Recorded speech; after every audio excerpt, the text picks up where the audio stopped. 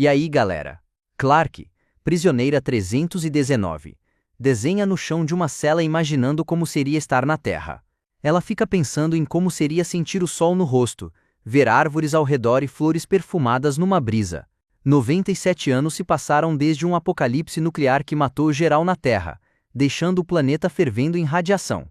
12 nações tinham estações espaciais na época das bombas. Agora existe apenas a Ark, uma estação feita de muitas. Eles falam que a Terra precisa de mais 100 anos para se tornar habitável novamente. Mais 4 gerações presas no espaço até o homem poder voltar ao solo. Ela passou um ano inteiro em solitária desenhando no chão, imaginando a vida na Terra que nunca viu. De repente, 2 guardas da Ark entram na cela de Clarke, carregando uma caixa metálica com equipamentos. Um dos guardas ordena que a prisioneira 319 fique de frente para a parede. Quando Clarke vê as pulseiras que eles tiram da caixa, ela entra em pânico achando que são os dispositivos que vão executá-la, falando assustada que ainda não fez 18 anos e falta um mês. Quando o guarda manda ela tirar o relógio do pulso, Clarke se desespera porque é a única coisa que restou do pai dela. O guarda tenta pegar o relógio à força, e Clarke reage violentamente, lutando contra os 2 homens. Ela consegue derrubar os guardas e escapa correndo da cela. Do lado de fora da cela, Clarke vê guardas escoltando outros jovens delinquentes pelos corredores da prisão juvenil. De repente, sua mãe, Abby, aparece e abraça a filha assustada. Clarke acredita que o conselho está reduzindo a população para ganhar mais tempo para os outros cidadãos. Abby tranquiliza Clarke dizendo que os delinquentes não estão sendo executados e informa que eles estão sendo enviados para o solo. Clarke fica chocada ao descobrir que todos os 100 prisioneiros juvenis serão mandados para a Terra. Abby explica que essa é a chance deles de sobreviver e que seus crimes serão perdoados se cooperarem. Um guarda atira um dardo tranquilizante em Clarke, e ela desmaia nos braços da mãe. Quando Clarke acorda, ela se encontra amarrada em uma nave espacial junto com os outros 100 delinquentes, alguns sentados e outros em pé. Ela fica surpresa ao ver Wells Jarrah sentado ao lado dela. Quando Clarke pergunta por que ele está ali, Wells explica que quando descobriu que eles estavam sendo enviados para a Terra, ele se fez prender propositalmente.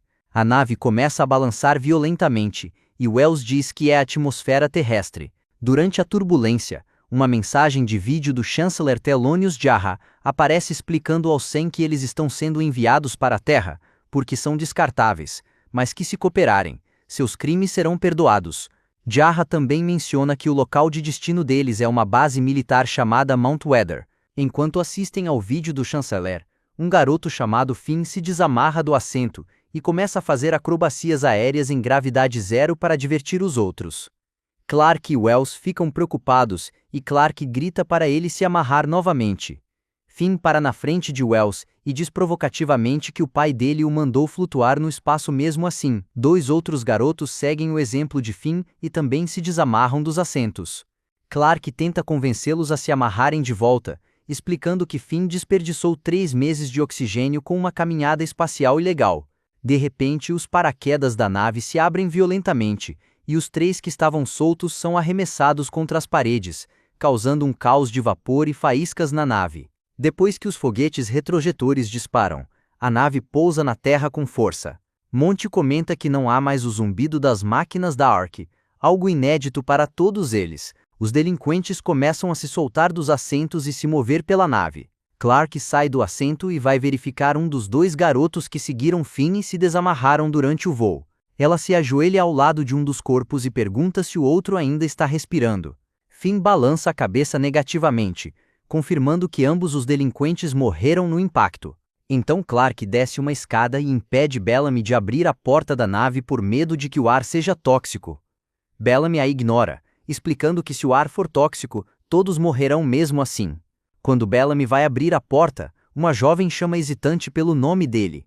Ela corre até Bellamy e os 2 se abraçam emocionadamente. É Octavia, sua irmã mais nova. Rapidamente os outros delinquentes percebem que ela é a segunda filha ilegal que foi encontrada escondida debaixo do piso na Ark.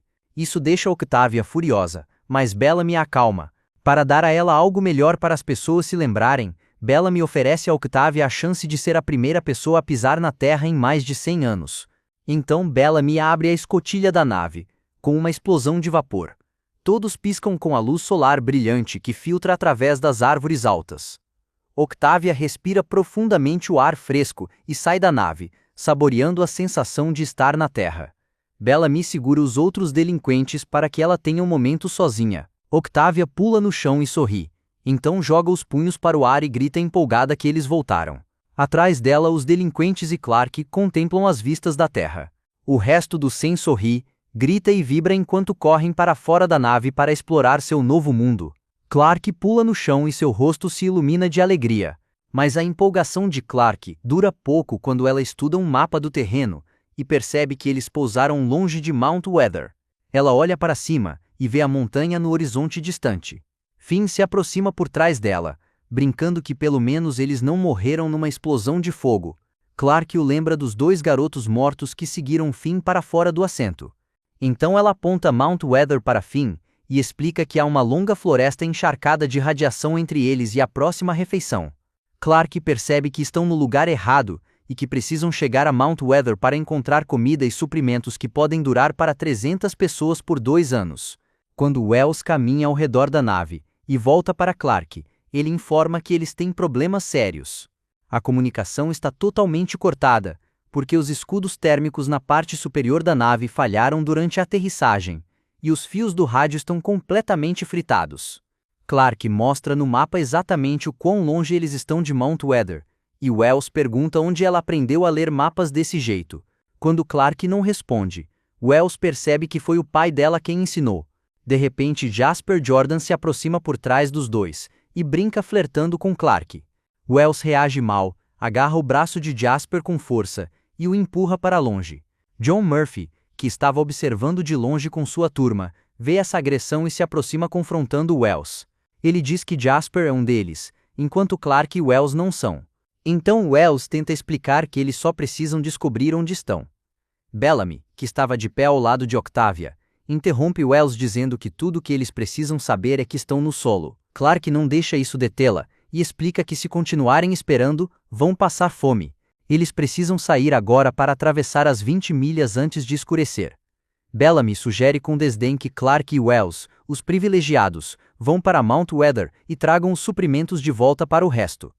Wells tenta fazer Bellamy entender que todos eles precisam ir juntos. De repente, Murphy empurra Wells com força, tentando começar uma briga, enquanto John segura Clark para trás, antes que os dois conseguissem lutar. Finn intervém e diz para Murphy esperar até ser uma luta justa. Finn lembra que o garoto tem só uma perna e que Murphy deveria esperar até ser uma luta honesta. Octavia se aproxima de Finn e flerta com ele sugestivamente, pedindo para ele salvá-la na próxima. Finn sorri para Octavia antes de se afastar. Clark se aproxima de Wells e verifica sua perna machucada após o desentendimento com Murphy. Então Clark diz para Finn, quando eles vão partir, agora antes de se virar para Wells e explicar que eles voltarão amanhã com comida e suprimentos. Wells questiona como 2 pessoas vão conseguir carregar comida suficiente para 100 pessoas. Finn se vira, puxando Monty e Jasper para o grupo e menciona que agora são 4. Octavia se convida para a jornada mesmo com Bellamy tentando impedi-la. Quando Clark vê uma marca arranhada na lateral da pulseira de Finn, ela o repreende e explica que as pulseiras transmitem sinais vitais para a Ark. Se eles tirarem as pulseiras, a Ark vai achar que estão mortos, sem saber que estava dando uma ideia para Bellamy. Clark parte para Mount Weather com Finn, Jasper, Monty e Octavia.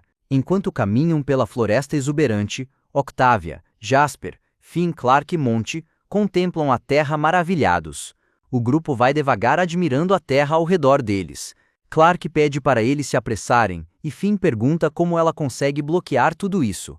Clark se pergunta por que não viram nenhum animal ainda e conclui que talvez não existam porque podem ter sido expostos à radiação suficiente para matá-los. Eles continuam caminhando, e Finn pergunta para Monty e Jasper como foram pegos. Eles contam que foram presos por roubar do jardim da Ark e esquecer de repor o que levaram. Jasper pergunta para Octavia por que ela foi presa. Ela responde, por ter nascido, e corre para se juntar a Clark. De repente eles veem um veado pastando no campo. Finn quebra um galho, e o veado se vira para eles, chocando o grupo ao revelar suas 2 cabeças. Eles continuam caminhando pela floresta, e Clark conta para o grupo que a razão dos 100 terem sido enviados para a Terra depois de 97 anos é porque a Ark está morrendo e só tem 3 ou 4 meses de suporte de vida restante.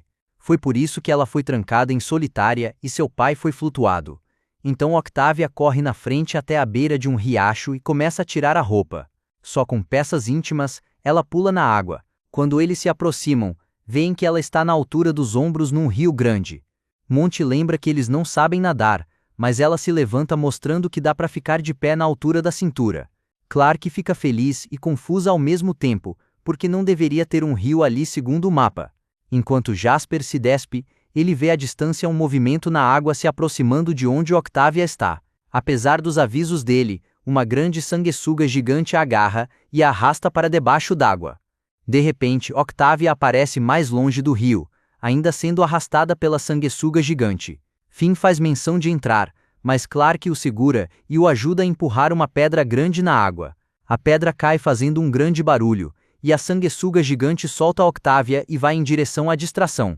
Jasper pula perto de Octavia e consegue puxá-la para a margem bem na hora. Octavia tem um ferimento sangrando na coxa. Clark rasga uma tira da camisa de Jasper e faz um torniquete para Octavia. Monty dá um tapinha no ombro de Jasper e diz para si mesmo que na próxima vez ele que vai salvar a garota. Wells sai mancando da nave e ouve gritos primitivos e barulho. Os 100 estão reunidos ao redor de uma fogueira, fazendo uma cerimônia de remoção das pulseiras.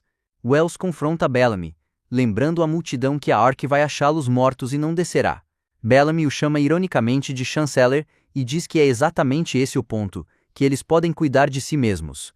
Wells argumenta que as pessoas lá em cima não são apenas família e amigos, mas também fazendeiros, doutores e engenheiros. Wells pergunta que se é seguro na Terra, como eles podem não querer que seu povo desça.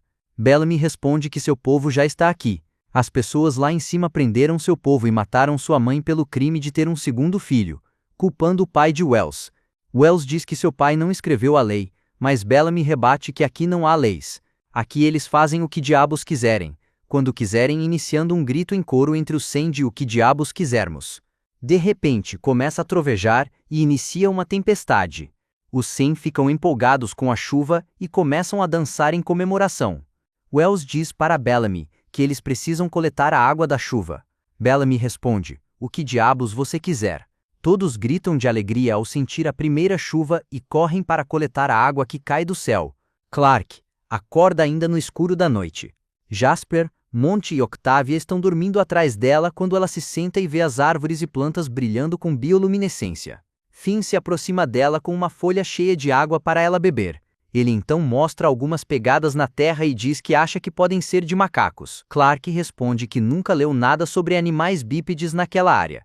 Bellamy acorda Wells no meio da noite colocando a mão sobre sua boca e uma arma apontada para seu rosto. Bellamy o leva para longe do acampamento numa clareira na floresta. Bellamy diz que não vai atirar nele, mas quer que os 100 pensem que ele matou Wells. Bellamy pergunta por que Wells está se comportando desse jeito, já que o pai dele o baniu. Ele encoraja Wells a tirar a pulseira. Wells se recusa e Bellamy se desculpa antes de dar um sinal para Murphy e Embed segurarem Wells e forçadamente removerem sua pulseira. Na manhã seguinte, o grupo encontra outra forma de atravessar o rio, se balançando em cipós. Finn está segurando um cipó, pronto para se balançar até o outro lado. Jasper o ensina a soltar no momento certo.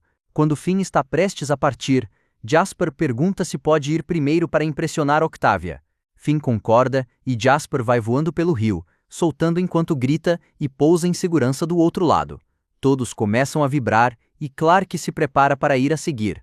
Jasper pega uma placa que diz Mount Weather e a ergue acima da cabeça, dizendo que conseguiram e chegaram a Mount Weather. De repente ele é derrubado e arremessado para trás, pregado contra uma árvore com uma lança gigante saindo do peito.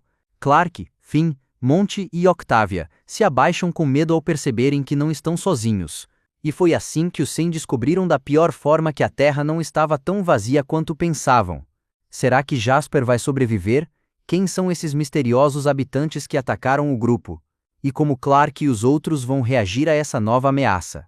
Deixa o like se você ficou tão tenso quanto eu com esse final, e se inscreve no canal que no próximo episódio a coisa só fica mais intensa. Comenta aí embaixo, Você acha que Jasper vai conseguir se salvar dessa?